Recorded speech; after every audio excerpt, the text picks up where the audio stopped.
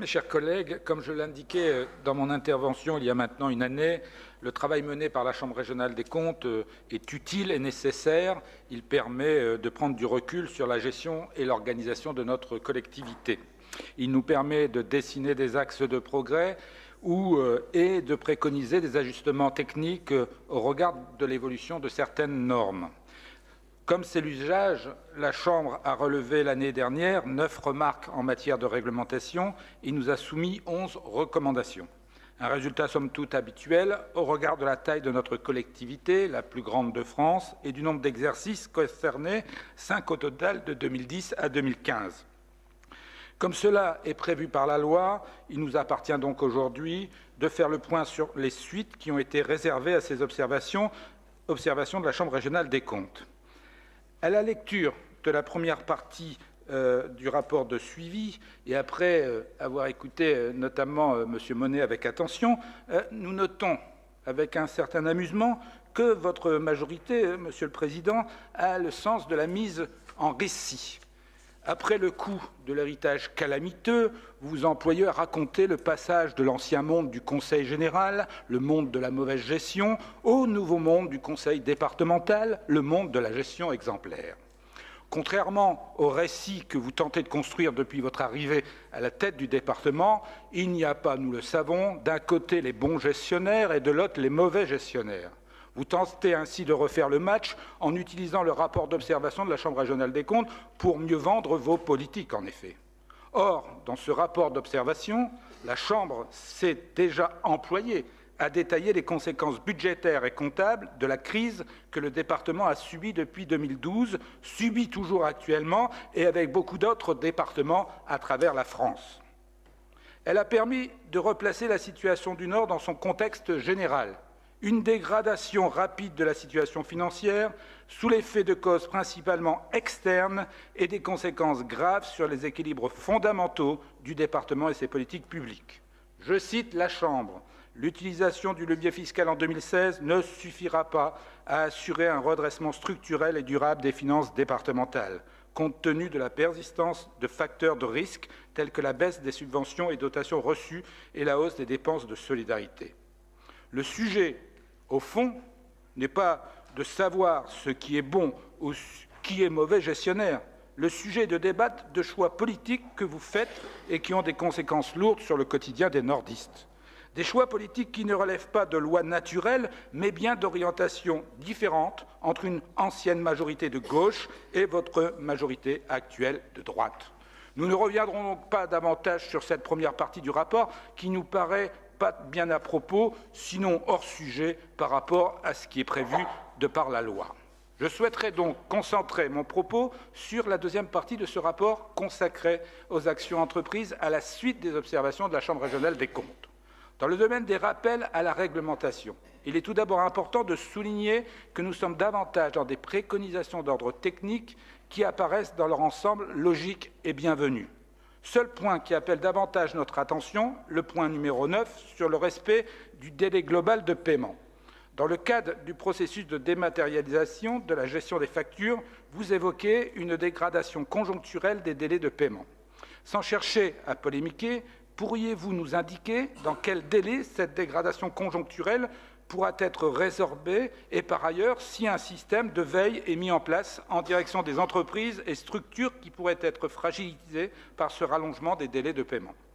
Sur le plan des recommandations de la Chambre, si un certain nombre sont d'ordre purement technique et n'amènent pas de commentaires de notre part, d'autres méritent un éclairage particulier.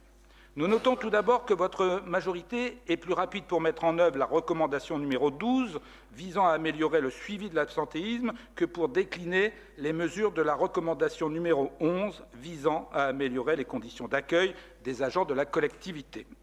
De là à y voir une forme de suspicion à l'égard du personnel départemental, il n'y a pas très loin à aller. Naturellement, nous ne disons pas que sur l'absentéisme, il n'y a pas de sujet, mais nous nous interrogeons sur certains déséquilibres dans votre approche en matière de ressources humaines. Nous avions déjà eu l'occasion de nous interroger sur l'importance des montants indiqués dans le contrat avec Vauban Humanis pour le contrôle de l'absentéisme. Êtes-vous capable aujourd'hui de nous dire quels sont les gains pour la collectivité ? Sur un tout autre point, nous nous satisfaisons de voir la Chambre recommander dans son point 14 le déploiement d'une mesure que nous avions initiée en notre temps, à savoir le paiement net aux établissements d'hébergement et le développement de la contractualisation avec ces établissements en généralisant les CPEM. Pour autant, si nous ne pouvons que nous féliciter des moyens déployés par le département pour étendre les CPOM à l'ensemble des établissements, nous ne pouvons que regretter leur dévoiement à des fins de restrictions budgétaires. Cela engendre une baisse du niveau de service et des contraintes sur les personnels que nous avons déjà eu l'occasion de dénoncer maintes fois dans cet hémicycle. Sur la question du paiement net aux établissements, nous sommes heureux de retrouver une forme d'honnêteté intellectuelle de votre part. Que n'avons-nous pas entendu à l'occasion de l'Audit Club Faire, en effet, à l'été 2015 ou lors des précédents débats budgétaires sur la situation des finances départementales? Nous avions alors fait la démonstration que l'arrivée du paiement net aux établissements permettrait mécaniquement, sans rien faire, de retrouver des marges de manœuvre budgétaires pour notre collectivité dès 2016. C'est chose faite, et vous le reconnaissez désormais à la page 14 de ce rapport, je vous cite: ce changement de pratique a eu pour effet d'améliorer la trésorerie du département en évitant d'une part l'avance faite aux établissements des ressources recouvrées auprès des personnes âgées et des personnes bénéficiaires de l'aide sociale, d'autre part la récupération a posteriori des sommes engagées et enfin la résorption en 2016 des arriérés sur ces lignes budgétaires, dont acte. Le dernier sujet sur lequel je souhaiterais m'attarder conserve les recommandations qui conservent le champ de l'insertion. Sur les points 16, 17 et 20, nous ne pouvons que saluer toutes les actions mises en œuvre qui visent à faciliter l'accompagnement des bénéficiaires du RSA et l'accès aux droits.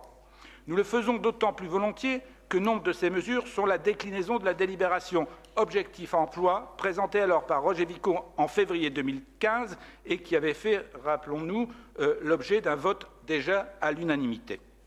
À la différence près que, contrairement à votre majorité, nous restons intimement convaincus qu'en matière d'insertion, une approche globale alliant dimension sociale et dimension professionnelle demeure nécessaire. Là où notre groupe est plus réservé, c'est sur la recommandation numéro 15. Non pas que nous serions hostiles au contrôle dans l'attribution des allocations de solidarité et à la lutte contre la fraude, c'est quelque chose que nous faisons déjà avec la caisse d'allocation familiale et vous le reconnaissez de fait dans le paragraphe consacré à la recommandation numéro 19 relatif à la convention avec la CAF. Ce qui nous interroge n'est pas tant la lutte contre la fraude que la débauche de moyens mis en œuvre par le département en la matière.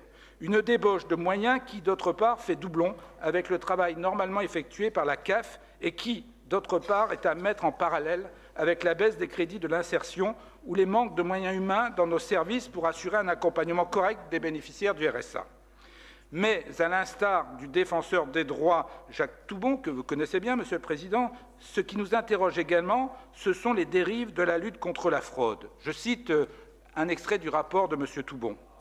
La lutte renforcée contre la fraude aux prestations sociales, combinée aux erreurs de déclaration des bénéficiaires, véhicule la suspicion d'une fraude massive et peut s'avérer problématique pour les droits des usagers des services publics.